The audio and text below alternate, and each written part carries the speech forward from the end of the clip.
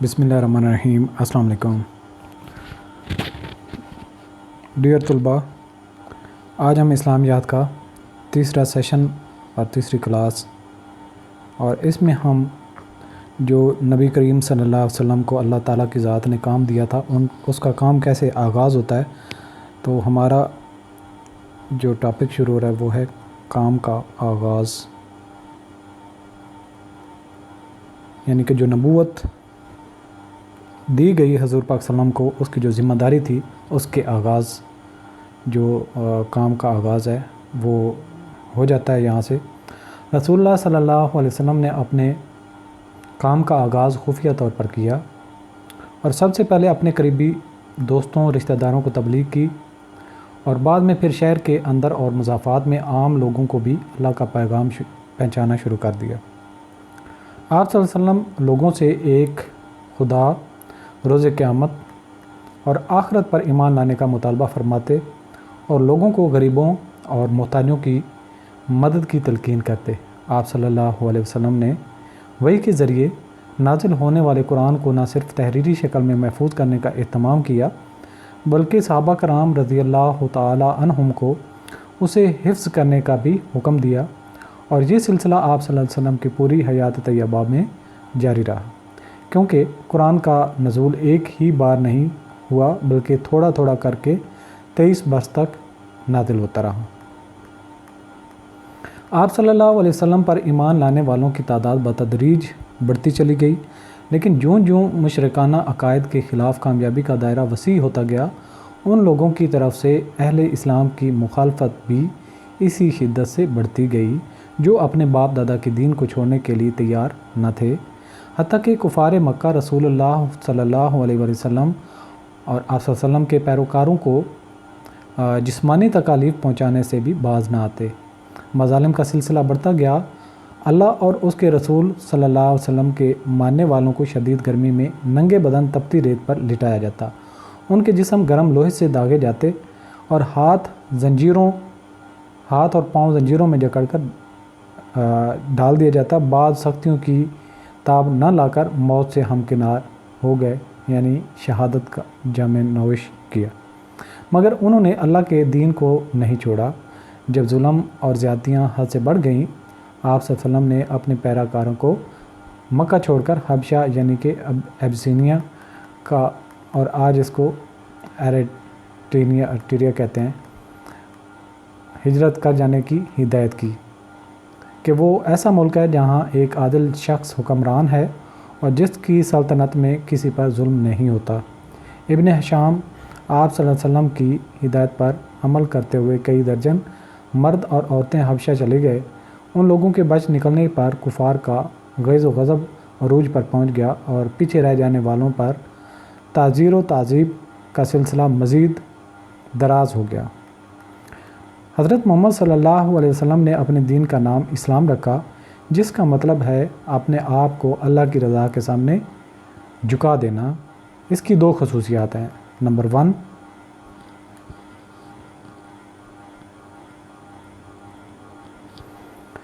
دین اور دنیا، روحانی اور جسمانی معاملات میں توازن، اللہ تعالیٰ کی عطا کردہ نعمتوں سے مکمل حظ اٹھانے کی اجازت، اور اس کے ساتھ ساتھ ہر فرد پر اللہ کی طرف سے جو فرائض عائد کیے گئے ہیں ان کی مکمل ادائیگی، مثلاً نماز، روزہ، زکوٰۃ اور دوسرے ارکان اسلام۔ اسلام کو تمام لوگوں کا دین قرار دیا گیا، نہ کہ خاص افراد کا۔ دوسرا جو خصوصیت تھی، اسلام میں کسی قسم کی اونچ نیچ نہیں، تمام مسلمان بھائی بھائی ہیں اور تمام برابر ہیں۔ ایکوٹی کا درس دیتا ہے اسلام۔ نسل، طبقہ یا زبان کی بنا پر کسی کو کوئی برتری حاصل نہیں ہے، نہ کوئی امتیاز۔ برتری صرف اس کی بنیاد پر ہے کہ کون زیادہ پرہیزگار، یعنی کون زیادہ اللہ سے ڈرنے والا ہے۔ تو ان حالات میں سماجی مقاطع ہو جاتا ہے۔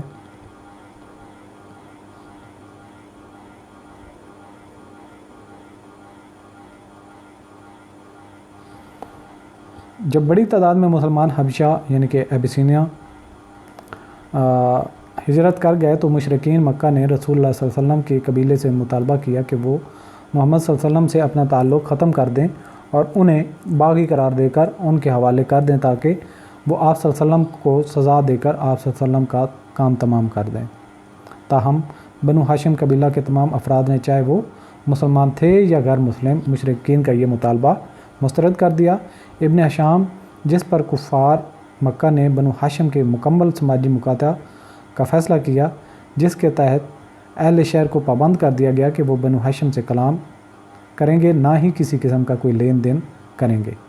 ہر قسم کے رشتے ناطے کرنے کی بھی ممانعت کر دی گئی۔ اس بائیکاٹ میں مکہ کے مضافات میں آباد قریش، مکہ کے حلیف قبائل بھی جو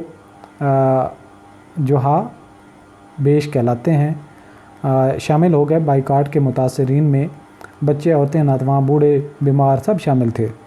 سختیوں کی تاب نہ لا کر بعد نے جان دے دی، تاہم کوئی بھی شخص محمد صلی اللہ علیہ وسلم کو کافروں کے حوالے کرنے پر تیار نہ ہوا۔ صرف آپ صلی اللہ علیہ وسلم کے چچا ابو لہب نے خاندان سے بغاوت کی اور بائیکاٹ کرنے والوں کا ساتھ دیا۔ بائیکاٹ اور مظالم کی اس سلسلے کو جب 3 سال گزر گئے، جس کے دوران محصورین کو درختوں کے پتے اور چمڑا بھی ابال کر کھانا پڑا، اہل مکہ میں سے کچھ نسبتاً نرم دل لوگوں نے اس کے خلاف آواز بلند کی اور غیر منصفانہ پابندیاں ختم کرنے کا مطالبہ کیا۔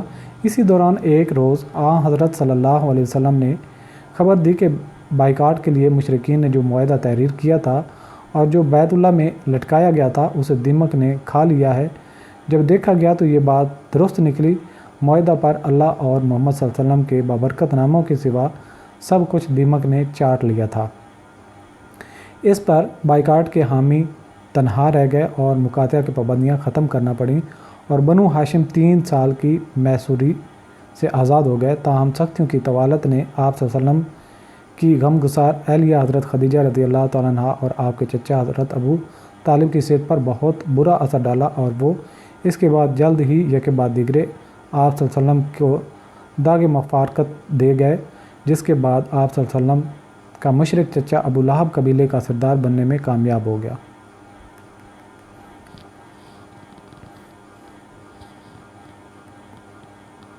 تو اس کے بعد واقعہ آتا ہے معراج کا۔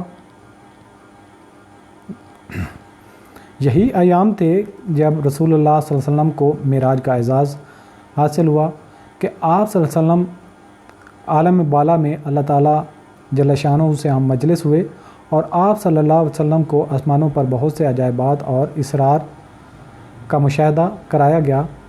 واپسی پر آپ صلی اللہ علیہ وسلم اللہ تعالیٰ کی طرف سے اپنی امت کے لیے نماز کا تحفہ لے کر آئے، جو بندے اور خدا کے درمیان یگگونا براہ راست رابطے کا ایک وسیلہ ہے۔ یہ امر قابل ذکر ہے کہ مسلمان جب نماز ادا کرتے ہیں تو اس کے آخری حصے میں اتحیات کے دوران جو کلمات ادا کیے جاتے ہیں وہ وہی ہیں جو ہم کلامی کے وقت اللہ تعالیٰ جل شانہ اور رسول اللہ صلی اللہ علیہ وسلم کے مابین ادا کیے گئے، اور یہ کلمات سے علامتی طور پر مسلمانوں کی اللہ کے سامنے حضوری کا اظہار ہوتا ہے۔ کلمات یہ ہیں: التحیات للہ والصلوات والطیبات، السلام علیکہ ایھا النبی ورحمۃ اللہ وبرکاتہ، السلام علینا وعلی عباد اللہ الصالحین۔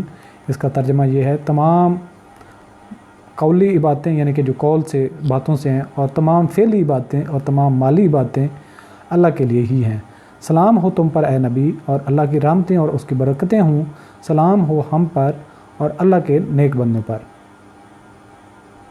کمیونین کی مسیح اصطلاح خدائی میں شرکت کے معنی دیتی ہے، اس لیے رسول اللہ صلی اللہ علیہ وسلم کی آسمانوں پر تشریف آوری اور اللہ تعالیٰ سے ہم کلامی کے شرف کے اظہار کے لیے مسلمان معراج کا لفظ استعمال کرتے ہیں، جس میں خدائے بزرگ و برتر کی ذات، جلالت، مآب اپنی جگہ برقرار رہتی ہے اور انسان اپنی حیثیت پر قائم رہتا ہے اور دونوں کے باہمی تعلق میں کوئی الجھن پیدا نہیں ہوتی۔ عالم بالا کے اس ملاقات کی خبر نے مشرکین مکہ کے مظالم میں اضافہ کر دیا۔ مجبوراً رسول اللہ صلی اللہ علیہ وسلم نے اپنا آبائی شہر چھوڑ کر کسی دوسری جگہ پناہ لینے کی کوشش کی۔ آپ صلی اللہ علیہ وسلم طائف تشریف لے گئے، جہاں آپ صلی اللہ علیہ وسلم کے ماموں مقیم تھے، مگر وہاں کے لوگوں نے آپ صلی اللہ علیہ وسلم سے بدسلوکی کی اور بدگماش لڑکوں کو آپ صلی اللہ علیہ وسلم کے پیچھے لگا دیا، جنہوں نے پتھر مار مار کر آپ صلی اللہ علیہ وسلم کو زخمی کر دیا اور آپ صلی اللہ علیہ وسلم کو واپس مکہ آنا پڑا۔ تو انشاءاللہ اس کے بعد نیکسٹ کلاس میں ہم ہجرت مدینہ کے بارے میں بات کریں گے۔ تو آج کے لیے اتنا ہی، خدا حافظ۔